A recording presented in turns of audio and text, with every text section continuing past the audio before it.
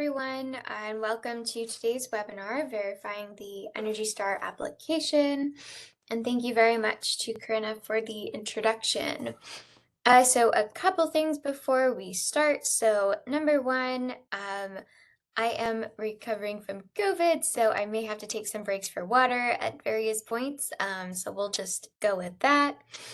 And then number two, just to reiterate, Corinna is going to send out the recording and the slides to everyone. So if you are worried that things are going too fast, do be warned there is a good amount of material to cover today. So if you think things are going too fast, don't worry, because you will be able to get the recording and the slides by the end of this week.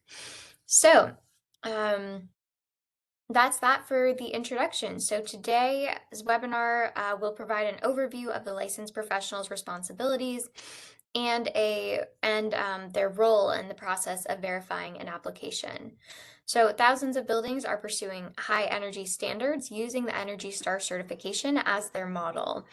As this certification gains recognition, your role as the licensed professional becomes vital to this industry. So with that, let's jump right in.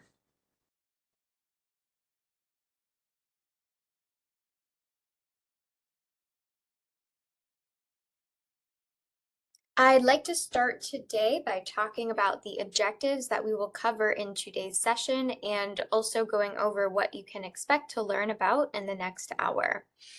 We will focus on the role of the licensed professional, which I'll refer to as the LP, throughout this presentation. We will talk about the site visit and how to conduct a thorough and systematic review of the property. We will then discuss some of the property details, or the details of the property and the application content that you'll be verifying. So this includes the basic property information, applicable indoor environmental standards, property use details, and most importantly, that the application reports whole building energy consumption. This will all contribute to our larger conversation about the Energy Star certification process. And finally, we will wrap up the session by briefly reviewing the audit process, and we will leave time for some questions at the end. Let's begin by talking about your role as a licensed professional, which in essence is to uphold the integrity of the Energy Star certification by verifying that applications are correct and complete to the best of your knowledge. One of your first responsibilities is to confirm that the building itself is eligible for certification. An application can be 100% accurate, but the building may not meet the eligibility criteria for the specified building type. It's also important for LPs to make sure that the property is benchmarked according to EPA guidelines and benchmarking policies. This includes checking that the building is reporting accurate whole property energy data, correcting reporting property use details, and ensuring that the building is still performing above required building codes. You are the trusted professional, which means that using your knowledge of the building systems, we are asking you to verify that the building is both safe and efficient. We will touch on the application checklist later in this presentation, which will make it easy for you to systematically perform your review of the property.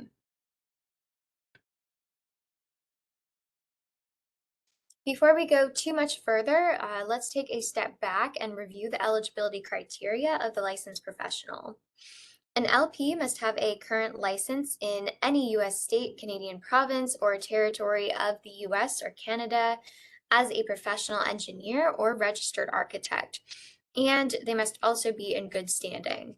It is important to note that the LP does not have to hold a license in the state in which the submitted building is located. So you can be registered in Ohio and verify a building in Illinois as long as you understand all of the applicable state licensure laws, professional ethics requirements, and regulations prior to offering or performing services in that jurisdiction.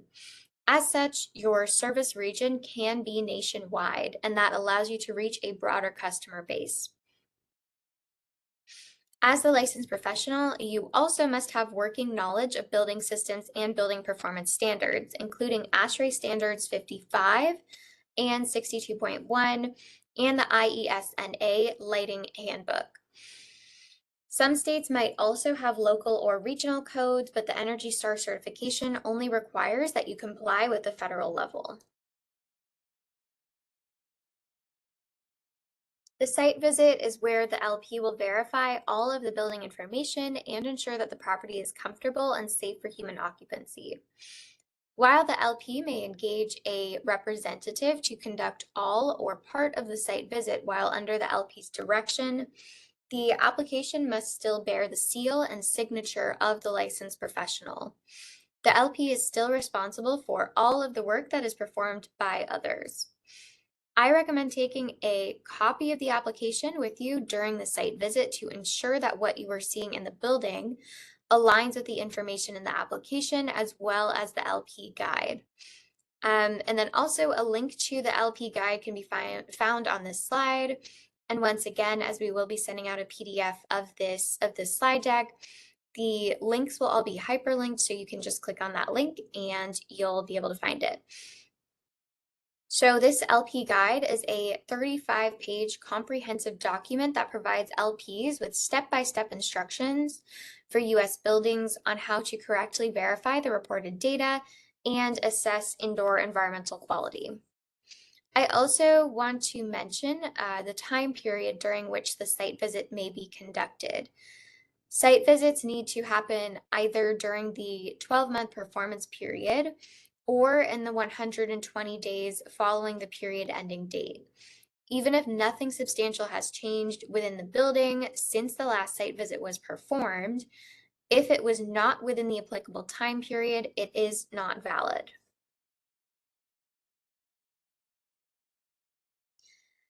To review here, so site visits may take place anytime within the 12-month application period or 120 days after the application's period ending date. The 120-day rule was temporarily suspended for the label years of 2020 and 2021 for COVID-related flexibility, but this rule did go back into effect in 2022 and will continue to be in effect. If the site visit is done prior to the end of the period, the LP is responsible for ensuring that the data entered in Portfolio Manager and the energy data is correct for the entire period, as operational data may have changed since the site visit.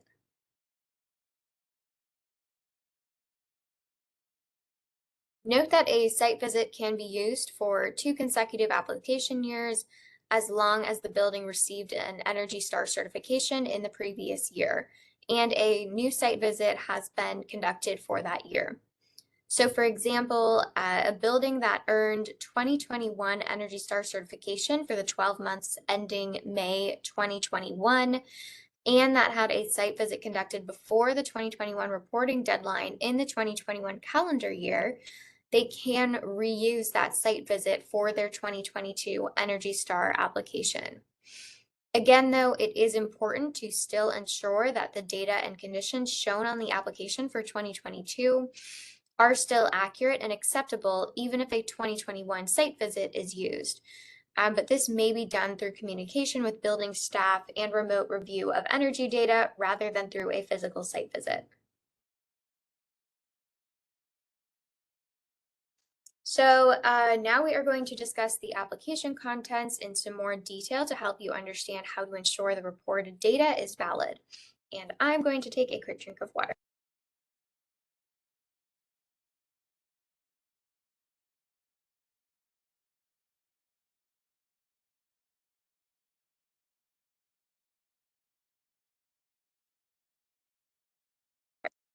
All right.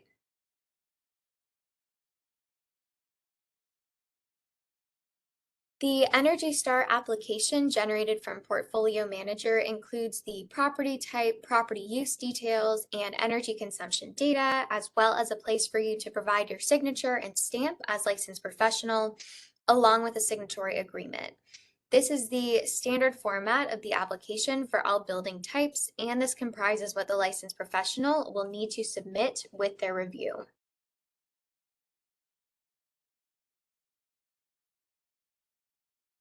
On this slide, this is a sample section from the application.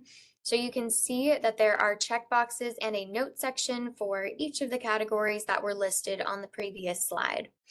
A successful application will have all checkboxes marked as yes, indicating that the values in the application are true to the best of your knowledge. As previously noted, each section on the application has a notes field.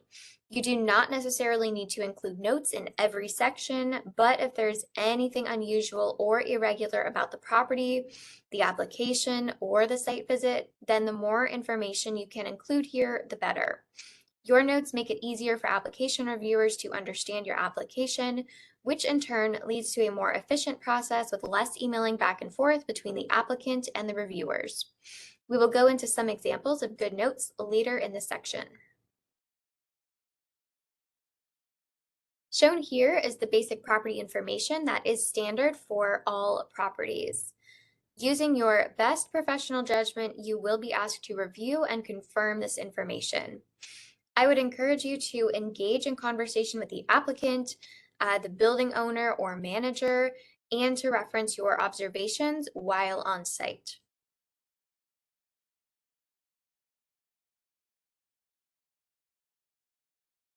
Here, I want to talk about the property type for a minute because we want to make sure that the building is set up in a way that actually reflects how it functions. The property type in the application will show as the EPA calculated property type and is based on the property use details that are entered into Portfolio Manager. This property type is determined by EPA and represents whatever function takes up more than 50% of the total gross floor area.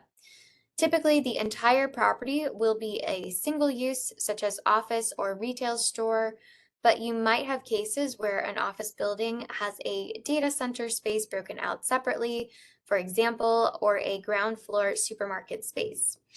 So as long as a single property use type accounts for at least 50% of the GFA of the property, that will be the EPA calculated property type. In contrast, the self-selected property type is chosen by the user at the end or at the property level, but that is not what appears in the application. EPA does this as a check to ensure that the property type aligns with the portfolio manager definitions. I will revisit the importance of verifying the building eligibility criteria again here. It is absolutely critical for the LP to ensure that the building meets all of the eligibility requirements for the given property type, because some of the criteria are not possible for the review team to check. We do rely on you as the licensed professional to confirm this information. For example, a K through 12 school needs to meet very specific requirements to be considered that property type by EPA, including having at least 75% of its students be in kindergarten through 12th grade. If more than 25% of the students are in preschool, then the property does not meet the K through 12 school definition. And this is also not something that is necessarily captured by the application, so we rely on the LPs to know the eligibility requirements for the property type that they're working with, and to ensure that the property meets those requirements.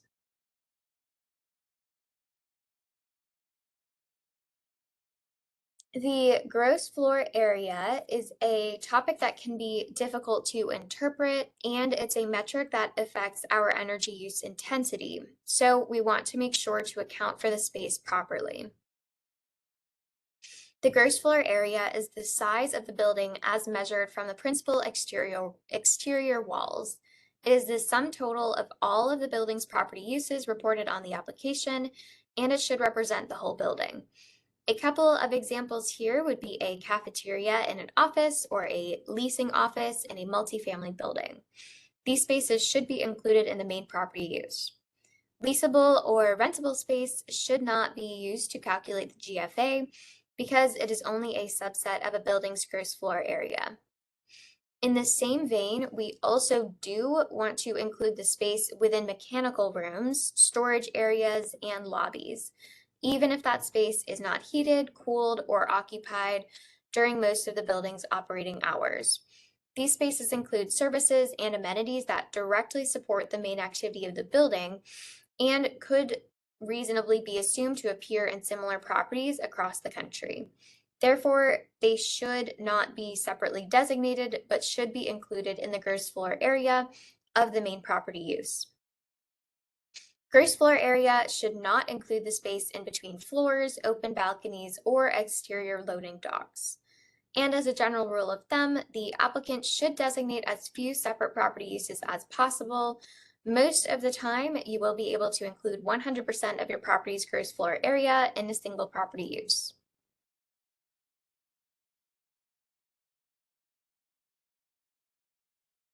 Measuring the gross floor area can be done in two ways. The property gross floor area is entered as a single metric when the property is created and should not include parking areas.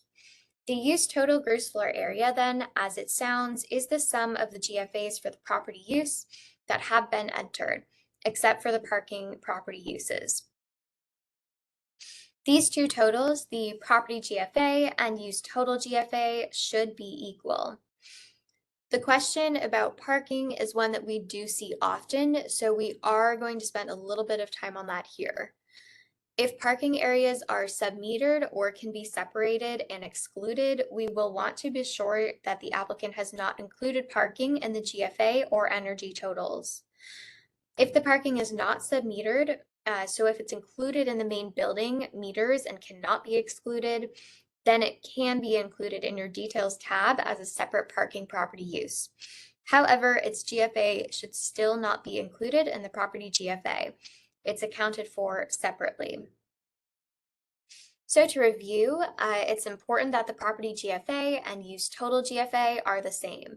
Portfolio manager uses a time-weighted GFA total for the 12-month performance period. To illustrate this, let's use an example.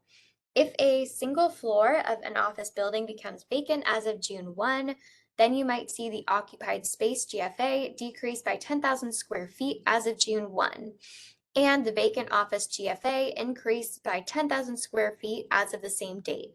Both changes are necessary to ensure that the overall GFA of the building does not fluctuate during the 12-month period used to calculate the score.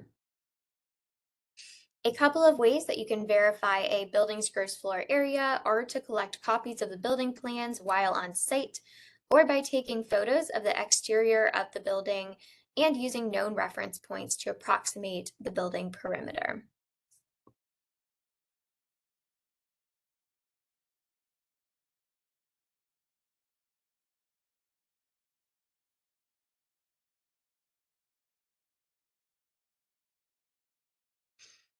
On this slide, we will discuss the average annual occupancy within a building. We want to make sure that we accurately capture the occupancy load as well as operating hours for buildings that we are reviewing. Looking at the examples on the slide, we see that certain space types have minimum occupancy requirements in order to be eligible for certification. If occupancy levels fluctuate or change seasonally, the LP will be asked to calculate the average occupancy over the most recent 12-month period. For office buildings with vacant space, the LP will want to confirm that the applicant has entered the square footage as a separate office property use, with 0 weekly operating hours, 0 computers, and 0 workers on the main shift. Breaking out vacant space only applies to offices and the office type buildings, but I will talk about this more in later slides. And finally, let's address the property configuration. So we'll move on to the next slide here. So this is not a specific detail on the application, but number of buildings and whole property verification both are. And this topic is important for understanding both of those application fields. The Energy Star score, and therefore certification, for many building types is based on analysis of individual structures. Though hospitals, hotels, K-12 schools, multifamily housing, and senior living communities are assessed using campus models. It is important that the function and the structure of the building meet EPA definitions for each property type. An example that I see frequently is with office space that has multiple tenants. While a single office floor that has its own energy meters can earn a score, it is not eligible for certification because certification applies to the property level only, and the applicant would need to pursue certification for the whole building. Conversely, a complex of office buildings that share ownership in an office park could not apply for certification as a campus. They would need to benchmark and certify as individual buildings. Only the 5 property types that we mentioned in this slide, and for your reference, that is slide 16, may certify as a campus. Also, to clarify these building configurations, there will be a few examples of common structures in the following slides.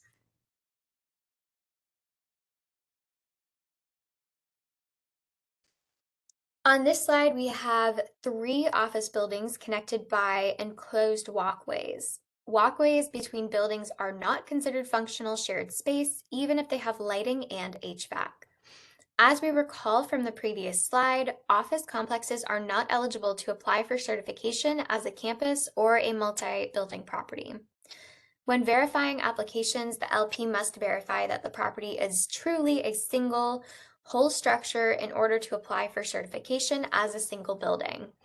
A series of buildings situated close together, such as a plaza or marketplace, are never considered a single structure.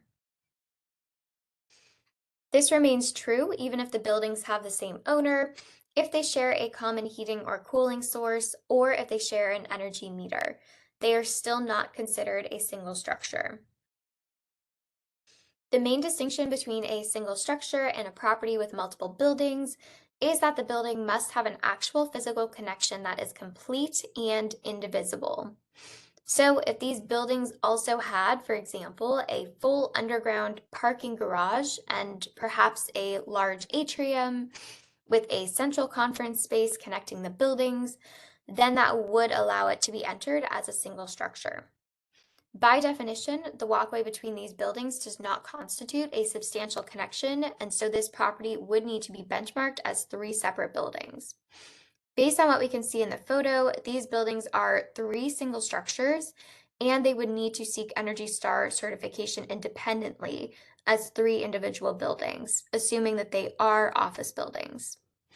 Note that there is an FAQ on the multiple versus single building structures topic, and you can find that in the link on this slide. Again, we will be sending that out this week. Now let's review the guidelines for a campus configuration. So currently, only a few property types that have been mentioned earlier can apply for certification as a campus. So any property type can be benchmarked as a campus if that's what works best for the building owner or manager in terms of tracking. But only those types will be able to earn a score and certification as a campus. In fact, for those property types, if the property consists of multiple buildings, then not only can they certify as a campus, but they must certify as a campus. They cannot cherry pick individual buildings for certification, and they need to include all buildings on the property, and it's the licensed professional's responsibility to make sure that they are doing so. All right, and before we move away from this slide, Corinna, if you are able to find it, the FAQ on campuses, feel free to pop that in the chat. Otherwise, again, this link will also be on your slides to folks Yep, I'll get it in a minute. Thank you. All right. So it's often helpful for building owners to benchmark and measure the performance of single buildings while also tracking how they contribute to the campus-wide performance. So to benchmark both single buildings and the multi-building campus simultaneously.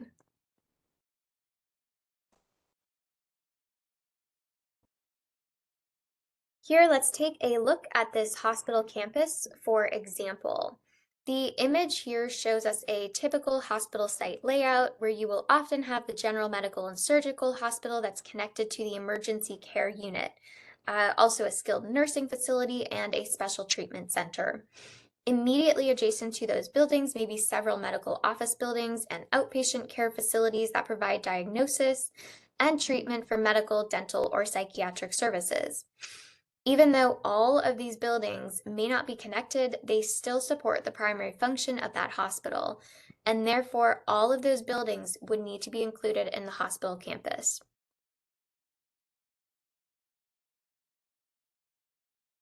While some campus configurations are intuitive, others are not so easily identified. Depending on the physical connections of the buildings and if the buildings are separately metered, some properties may apply for certification either as a single structure or as multiple structures. Illustrated on this slide are four towers connected by an underground mall. Note that malls do not meet the EPA definition of retail store space, so they cannot receive a score and therefore can be excluded, provided that they account for no more than 10% of the property's gross floor area. Alternatively, any spaces that can receive a score cannot be excluded. We will go over the rules for excluding part of a building in just a minute. If a building has multiple towers connected by common concourse levels that cannot truly be separated, then EPA considers it a single structure even though it may not appear as such. For this example, the mall is considered substantial, so the properties would need to apply as a single building. Alternatively, if the mall below the buildings was submetered, then the towers could apply as four separate properties. To do this, they would need to exclude the submetered mall space from the property use details and from the GFA. In order to exclude a property use from a building and from Energy Star certification, there are four conditions, all of which must be met. So the first condition is that the property use must be less than 10% of the building's GFA. The second is that the property use must not be eligible to receive a score. And the third is the property use must be submetered for all fuel types. And lastly, the property use's energy patterns must be significantly different than those of the rest of the building. A restaurant in the ground floor of an office building is a common example here. All right, another water break, and then I'll be back.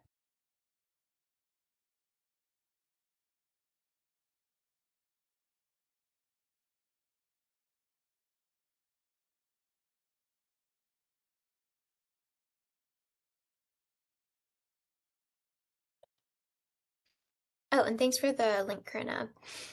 Okay, so now let's change gears and talk about indoor environmental standards. The indoor environmental standards help ensure that the building is comfortable and safe for occupants.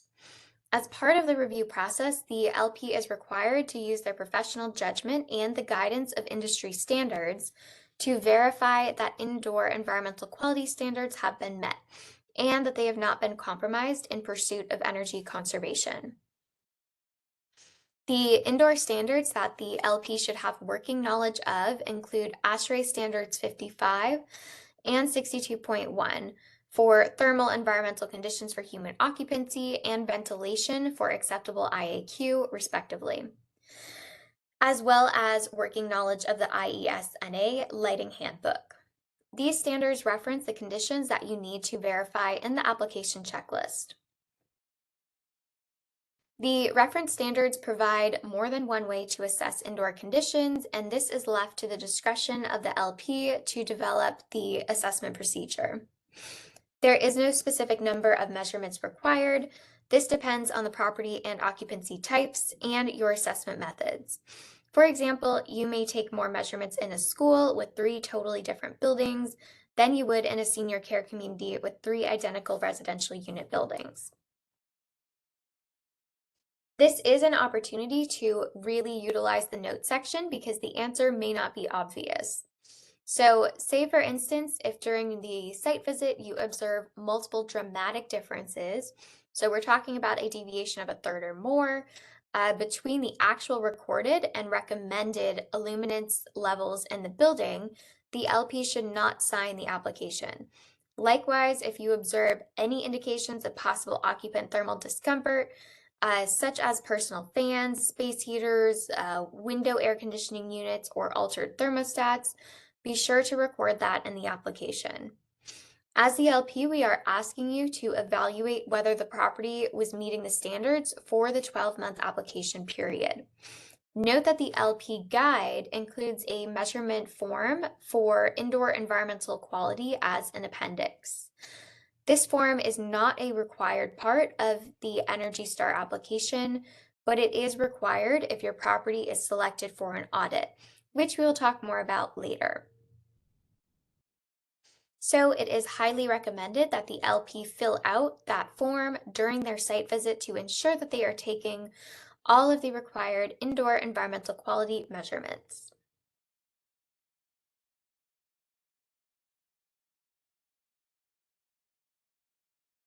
On to our next section, property use details. Here, the LP will assess whether the property use type and use details have been correctly entered into Portfolio Manager. This will, of course, vary with each building type, but in the following slides, we will discuss 5 examples of very specific property use detail issues to consider in your review, and we will give you some helpful tips to properly evaluate each metric.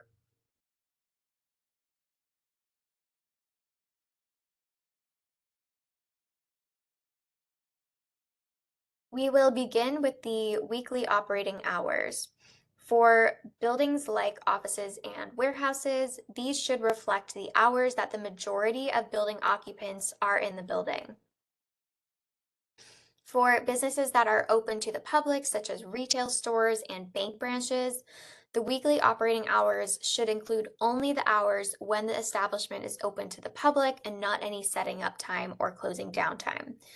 The LP should verify that the applicant has not included the HVAC startup or shutdown time, or the time that only maintenance and security staff are in the building, or for businesses open to the public, hours when only employees are present, such as overnight inventory or restocking. If runtime fluctuations apply, or if there are extended seasonal hours associated with the building, you will want to take an average and just be sure to document those observations. At times, LP may use the hours listed on tenant leases when the hours were not otherwise tracked, but in that case, LPs should make sure during their site visit that the lease hours are in line with when the building is actually occupied by the majority of occupants. In some situations, buildings have multiple tenants for widely varied hours. You will need to break out spaces whose weekly operating hours deviate from the building norm by 10 hours or more. And you will need to verify that the applicant has created an additional property use for those longer hours tenants. For example, if most of an office building operates 40 hours a week, but they have a long hours tenant where a majority of workers are present 90 hours a week, that tenant space should be broken out as a separate property use. And once again, for a shout out to our notes section, this is a perfect time to record any conversations that you have with the building owner or manager. All right, now we've got our pop quiz of today. So we're going to take a couple minutes for this, so we'll pull that up. And then please, if you are on, we do recommend that you do respond. It really does help us know if our presentation is helping folks or not.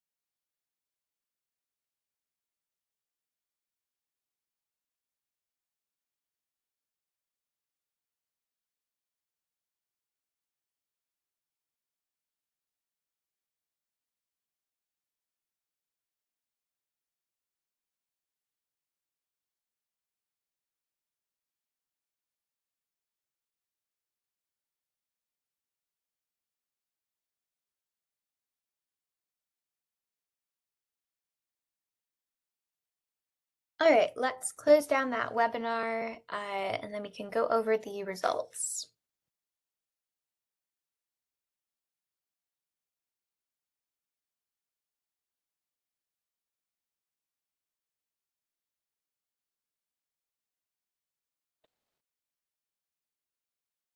All right. Thank you to folks for filling that out. So the correct answer for this is going to be A. So for a retail store, operating hours should only reflect the hours when the store is open to the general public.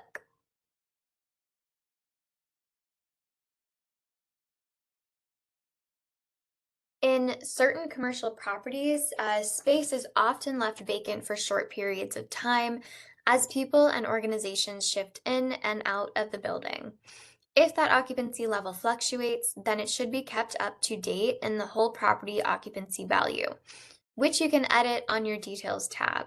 For office buildings, you should also keep track of any substantial vacant space use using your property use details.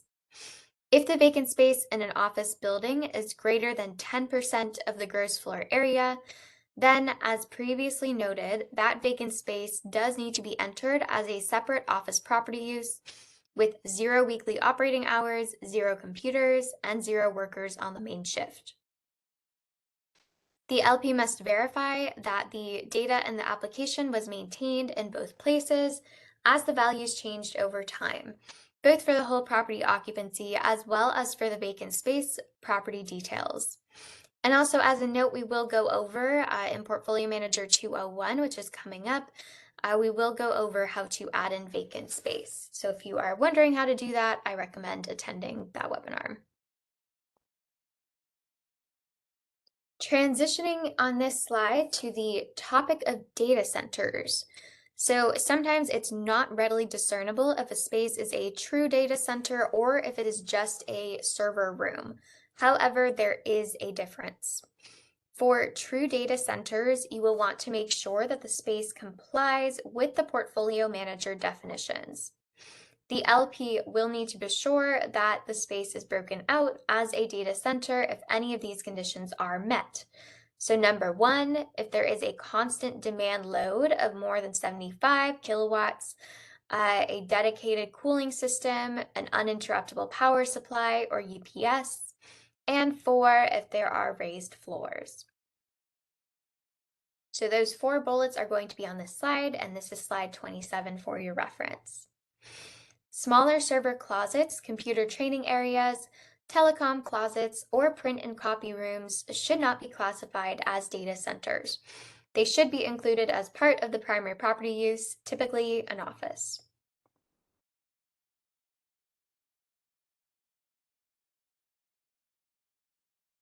We will stay on the topic of data centers for another minute and talk about the IT energy meter configuration and the requirement to enter actual meter readings for IT energy where possible. In Portfolio Manager, the IT energy is the total amount of energy required by the server racks, storage silos, and other IT equipment in the data center space. IT energy must be metered from the output of a UPS.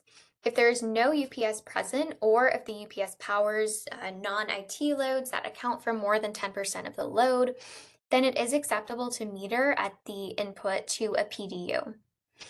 We will see a diagram of this configuration on the next slide that will provide a visual display of the configuration options. It is important to note here that it is the responsibility of the LP to verify correct IT meter configuration, location, and IT energy consumption values. The metric updates to Portfolio Manager back in 2018 added a new option for IT energy configuration. Users can now select no IT energy configuration when entering this property use if they do not have metering in place. And they can elect to use data center energy estimates as long as their data center is a small data center within a larger building, such as an office building.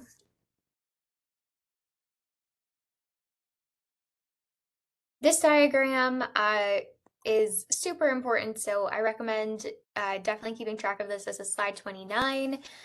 So this diagram shows us an example of a data center metering setup with the power entering the building on the left of the slide through the master meter. In order to be eligible for Energy Star certification, the IT energy must be measured at the UPS output as shown at location A. If there is no meter at the UPS output, then looking to location B and taking a reading at the input to the PDU is an acceptable measurement method. If the UPS in the data center that you are reviewing provides more than 10% of its power to a non-IT load, which could include cooling equipment, lighting, plug loads, and more, then the applicant is required to exclude the non-IT equipment. The non-IT load is illustrated by the dotted red line that represents energy that is included in the UPS output meter, but that does not power IT equipment. This measurement can be done in two ways, either by submetering the non-IT equipment and subtracting that energy from the total UPS energy, or by supplying a reading from the input to the PDU that supports only the IT equipment. One important thing to note here is that IT energy should be a submeter to the main energy meters. That is, the IT energy should be included in both the main meters, which account for all energy used in the building, including IT energy as well as in the IT energy meters. If you do not have IT energy metering that meets these requirements, you may still be able to use data center energy estimates. All right, and just for a time check, we do have a little under 20. We got 18 minutes left of this presentation. So I am trying to not go too quickly, but just so you know, this is definitely a packed presentation. So if you are watching this live right now, do know that you will be getting the recording as we said. So if anything is going too fast, you can always go over it again. I briefly mentioned the designation of retail stores earlier in the presentation, so now we will go over the specifics. Retail stores can often be incorrectly designated when included as part of another property use, such as a gift shop within a healthcare facility or a coffee shop within an office building. The portfolio manager definition of a retail store only applies to individual stores that are at least 5,000 square feet and that primarily sell non-food consumer goods and that have an exterior entrance to the public. We will only want to break out space as a retail store if it meets all three of those requirements. Standalone spaces that do not meet this definition are commonly misclassified as retail. Examples include coffee shops or laundromats that would more accurately be considered restaurants or services. Places like that are not eligible for the Energy Star and should not be classified as retail stores. I want to emphasize here the individual store rule with a few examples. So a collection of 5 stores that are each 1,000 square feet would not qualify as retail store per the EPA definition. A 10,000 square feet space consisting of 2 5,000 square feet stores, assuming that they meet the other criteria, would qualify as retail stores. If the same space consisted of one 8,000 square foot store and one 2,000 square foot store, the 2,000 square foot store would not qualify and it would need to be reclassified. The space should most likely be included in the GFA of the larger office property.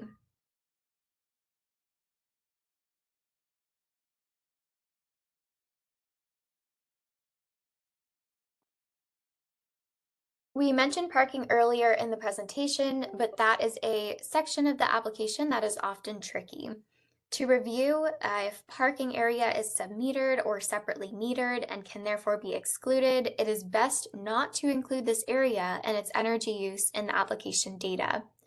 If you cannot exclude it, then parking must always be entered in as a separate parking property use, and should not be included in the main property use square footage.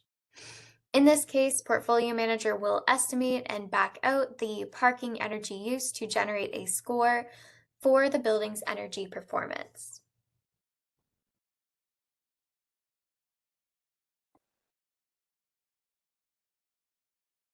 Oh, my apologies, 1 second.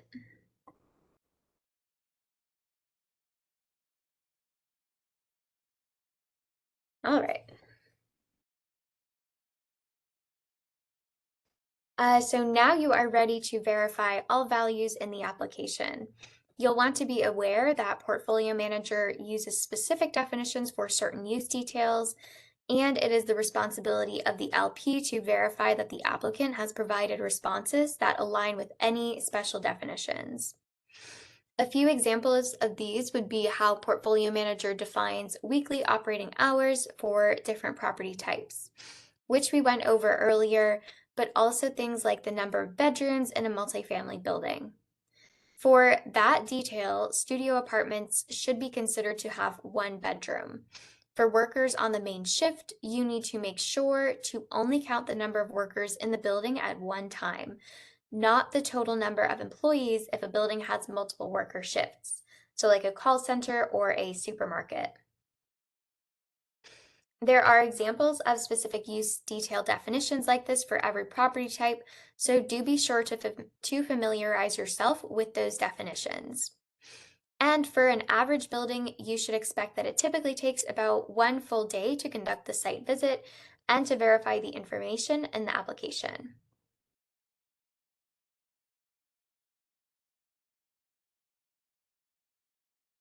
So finally, we will discuss the last element of the application content, which is verifying the energy consumption data. This can be done in a couple of ways, but you will need to confirm that the application accurately captures all of the actual as-billed energy consumption for all fuels of that building.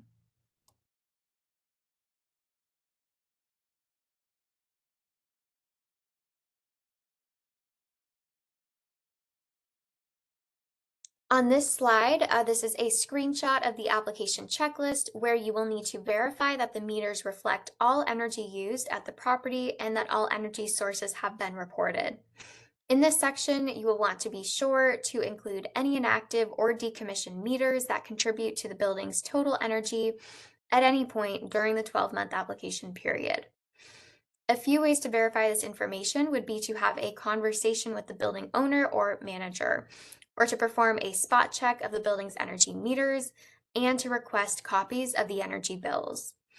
You will need to reference these sources when assessing the meter data anyway, so it is good practice to document your findings. Again, this presents a good opportunity to use the notes section to provide clarifying statements for the reviewers. One important thing to note in this section is that you will want to be sure to read the questions carefully. The questions in the checklist associated with additional fuels and on-site solar and wind energy ask whether all fuel sources have been included and whether all on-site renewable energy has been reported. Often, people read the headers and then they'll check no in an attempt to indicate that these fuel sources do not exist on the property. However, that's not what the questions actually ask, so do be sure to read carefully because when we do see a checkbox that says no, then we will often have to reach out to you. Many LPs find that a good way to verify the list of associated meters for the property is to, when you arrive on site, just take a look around. Walk around the building and look for meters on the exterior walls. Be sure to note any pad-mounted fuel tanks or if there are any indications of underground storage tanks on the property. Also, you will want to look at adjoining properties for solar arrays or wind turbines that could be contributing to any on-site renewable power consumed at the site. In addition to having all of the energy meters associated with the property listed correctly in the application, the LP will also want to confirm that the consumption is being reported accurately with the appropriate units and delivery schedule. Within Portfolio Manager, all of the meters will be converted into an equivalent number of kBTUs for comparison purposes, But the LP will want to make sure that the metered entries reflect the units shown on the utility bills to avoid any unit conversion errors when inputting the data. So for example, if fuel oil is delivered 4 times within the application period, we will want to make sure that the bulk delivery is recorded as 4 separate meter entries rather than one amassed annual sum that has been divided between 12 months. The list of additional or non-associated meters are meters that have been entered in Portfolio Manager, but that are not being included in the total building energy use. A good example of this is a tenant submeter, which is used for billing purposes, but it has already been captured in the building's master meter. The LP must verify that this is a submeter and that it should be included in the meter configuration for the building's total energy use. Additional meters are not only submeters, though. They also include auxiliary meters or meters for excluded spaces. Additional meters are one of the more common mistakes that applicants and LPs make. We see meters classified as additional when they should actually be included or associated with the property's total energy. The notes section in this case, once again, can help with that clarification and eliminating unnecessary email traffic. There is also an eligibility alert for additional meters during your online application process, so you will be able to address and explain any additional meters there as well. And to reiterate, one of your primary responsibilities as the LP on site is to verify that the meters listed in the application account for all of the energy used at that property. If there are retail or restaurant spaces that have separate meters, these meters should also be included in the application as long as these spaces are included in the property itself. Energy consumption is the major driving factor in a building's Energy Star score, so we really need to make sure that we are accounting for all additional fuels and on-site generation. Renewable energy generated through on-site wind or solar systems should be entered into Portfolio Manager using an on-site wind or solar electricity meter. All applicants are required to report the kilowatt hours used on site, exported back to the grid, and purchased from the grid. EPA does not accept net meter data for on-site renewables. Moreover, you want to confirm that the applicant is not subtracting the on-site energy from the total energy consumption of the building. And you can refer to our green power technical reference. Corinna, if you are able to find that and chat that out, that would be great. For more details on how to handle on-site renewable energy, especially when it is net metered and you're sending energy back to the grid. We will also have a video tutorial that will come out that will give a little bit more of some detailed instructions. At this point during the verification process, the LP will have performed the site visit and reviewed all contents of the application. If there are any mistakes discovered in the application, the LP should have the applicant correct the mistakes in Portfolio Manager. For example, if the building does not meet lighting or ventilation standards, the applicant must correct those issues before they can reapply. If the property is still eligible for certification, have the applicant regenerate the application so you can confirm the reported data is correct before providing your stamp. Some errors will be easy to resolve and may only involve adjusting a single number in the tool, such as a typo in an energy bill. Other mistakes will not be as simple. It is up to your discretion as the professional engineer or architect on how to address any mistakes with the applicant.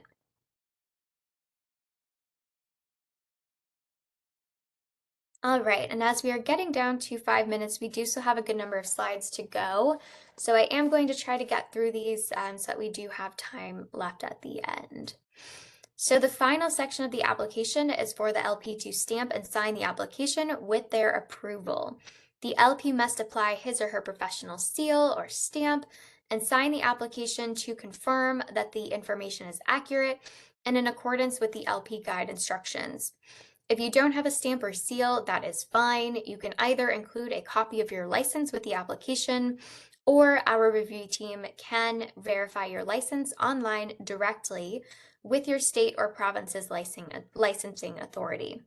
However, if you do have a stamp, please do use it. It does make our lives a little bit easier. This section of the application must also be signed by the signatory, who must be a direct employee of the building owner or manager. If the LP works for the building owner, they may sign the application twice, both as the LP verification section and in the signatory agreement. But in all other cases, the LP and signatory must be separate people. Before submitting the completed application, it is best to go through the final checklist one last time to confirm that every checkbox is checked yes, or that a note has been included explaining why the detail in question cannot be verified. Once the verification and signatory agreement have been completed by both parties, you will upload an electronic copy to be submitted to EPA through Portfolio Manager. There is also a 5 megabyte file size limitation that you really want to be aware of, so there are going to be a few more tips on that. In the final steps, I will review what you can expect as the LP once the application has been submitted. Applicants can track their application status in the Recognition tab of Portfolio Manager, and the certification review team will notify the primary contact for the application when the application has been approved or denied. If there are any questions on the application, the review team will reach out to the application primary contact and the LP. As the LP, you and the primary contact will have adequate time to respond to any and all of the review team's questions. Once resolved, assuming the application is approved, the recipient will receive the Energy Star Award and the letter, usually within 4 to 6 weeks of approval, although with COVID shipping, that will sometimes be longer. However, if the team cannot approve the application, then the primary contact will be notified and they will be provided with recommendations for further action. Energy Star certification is the goal for all of your clients, and so I want to help you clarify a few things about recertification and discuss some of the benefits of pro bono or cost-free certification. And also, as we are running out of some time, I will continue going through these slides and we will hang on for questions at the end. But if you do have to drop, no worries. Definitely you can. And know that the slides and the recording will be sent to everyone by the end of this week. So if you do have to go, that is fine. But we do have a little bit more information to get through.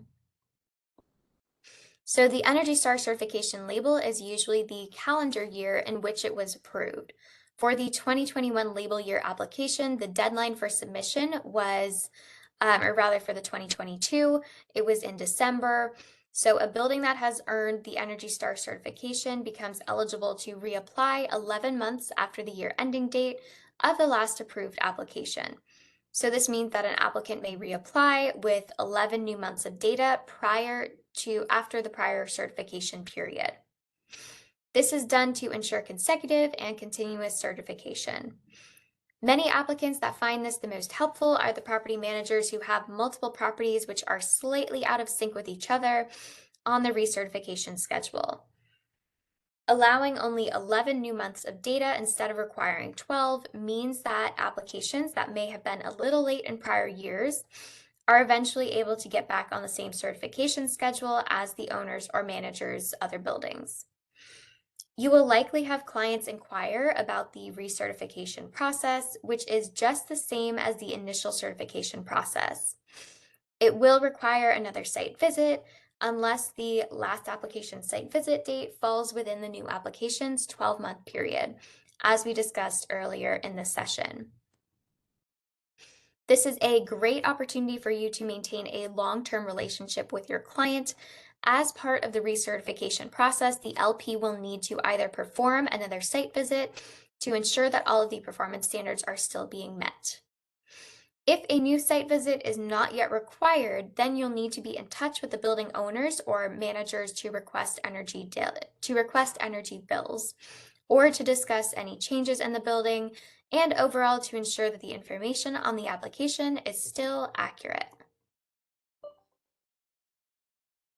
All right, and we will now be going over audits. Once again, it is 1. If anybody has to go, no worries. You will be getting the slides and the recording. The final item that we will address in today's session are audits. On a regular, ongoing basis, EPA will randomly pull applications in the review process to undergo an audit. With the growing market demand for Energy Star certification, it is necessary for EPA to take additional measures to protect the integrity of the Energy Star brand. As more buildings nationwide apply for Energy Star certification, audits have become a key feedback mechanism for EPA to improve and streamline the application process. This works to benefit the applicants as well as the licensed professionals. The LPs who are verifying these applications are putting their professional seal on these documents and testifying that these buildings are safe and efficient. The EPA relies on you as the LP for verification so that we can continue to grow the certification in the marketplace. At the time an application is selected for an audit, this is some of the information that the EPA will ask for. As a best practice, records related to an application for Energy Star certification should be kept for 2 years from the date for which the Energy Star was awarded. This includes utility bills, accounting of property use details, and documents used to support the indoor environmental standards. You will then have 2 weeks to submit all of the audit materials to EPA. Hopefully, all of these requirements will have been fulfilled during the application process, and then you will have them easily accessible on file somewhere in a secure location. This is especially true of the Indoor Environmental Quality Measurement form that I mentioned earlier in today's session. This form is not a required part of the application, but it will be required if your building is selected for an audit, so it is good practice to fill that out for every site visit and to store it securely.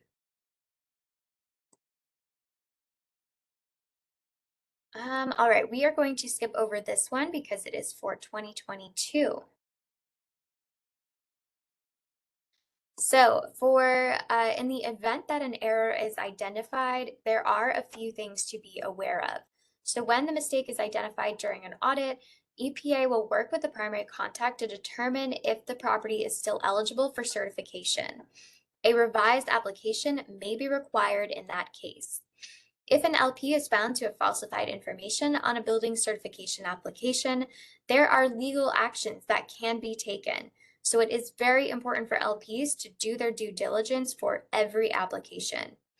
EPA recognizes that you, as the licensed professional, are using your knowledge and expertise to ensure the integrity of the Energy Star certification, and for that, we thank you. I think we'll skip the pop quiz for today. Moving on. All right. So there's also in our final 2 slides, there's an Energy Star quiz for licensed professionals, so you can test all of your knowledge of the rules and policies on our website. All right, and then also there is Certification Nation. So for Certification Nation, I actually work heavily with that one. You have to certify 5 buildings or plants at the minimum, or you can do more in 2022. So it has to be a 2022 certified property between May 5th, 2022 and March 3rd, 2023. So we do have that link online on our website. And also in this slide, you'll be able to click on that and go to it directly. And then all building owners, managers, and SPPs are eligible to apply. All right, so if anybody has any questions, please feel free to ask. We will be sticking around for a little bit. But thank you to everyone for attending. And please also, there will be a survey at the end. Please let us know how we did because we want to make sure that our webinars are useful to people. So your feedback is extremely valuable. We do read through every comment and we do try and take into consideration everything that we can. So thank you everyone so much for attending. And again, the recording and slides will be sent within the next few days. So keep a lookout for that. And thank you everyone very much. All right, I will look over the questions that we've received.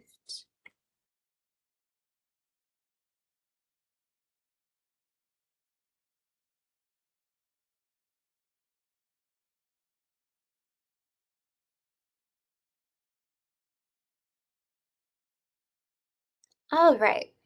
You got one question. So let's see. Is the square footage recorded in property tax records considered an acceptable verification of gross floor area?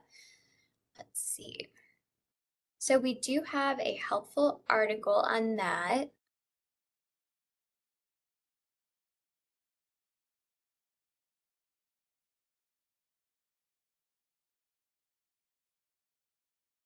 All right, so I'm going to send this link to our attendees. So I do recommend looking through this FAQ article. It will give you a better idea of gross floor area.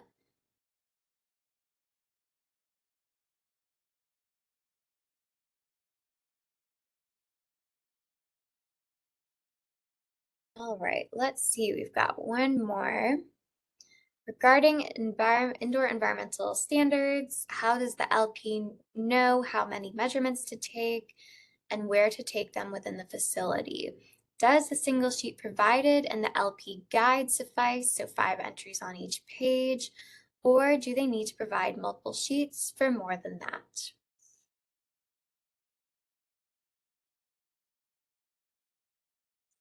Let's see. All right, so it should be enough information, and also the guide does suffice. So I'm just gonna send you a link in the chat. Here we go. All right. So to answer that, so the LP guide is enough for the 5 entries on each page. That is enough. And then also there is going to be a little bit more information in the LP guide that I just sent the link to. All right, so those are the questions that we've gotten today. So again, thank you everyone very much for joining. Please do fill out that survey. It really helps us out. Once again, we don't just want to be talking and having nobody take anything from it. So please let us know. And other than that, thank you all for attending. Corinna, thank you, and have a wonderful rest of your day.